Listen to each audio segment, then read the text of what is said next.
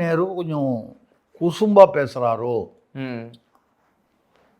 ஏன்னா திடீர்னு வந்து கருணாநிதி ஆட்சியை விட ஸ்டாலின் ஆட்சின்னு சொல்லும்போது அதுக்கு பின்னாடி ஏதோ இருக்கணும். நம்ம கூட திருசக்தியார் என்ன பின்னணின்னு நம்மளை கேட்குறாங்க.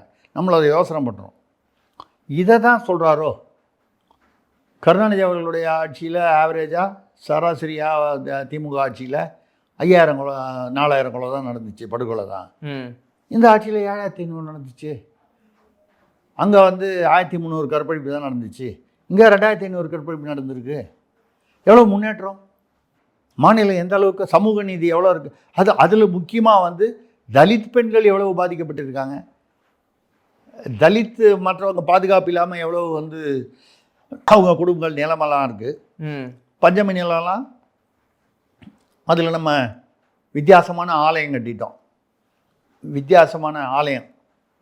ஆலயம் கட்டிட்டோம். அதுக்கப்புறம் நம்ம இந்த சேனல் கிணல் அது இது கட்சி பத்திரிகை ஆஃபீஸு இதெல்லாம் வந்து பஞ்சமி நிலம். அப்போ இவ்வளவு நம்ம வந்து பண்ணியிருக்கோமே அப்படின்னு சொல்லி அன்றைக்கி உள்ளதும் இன்றைக்கி உள்ளதும் பார்த்திங்கன்னா முன்னேற்றம் தானே.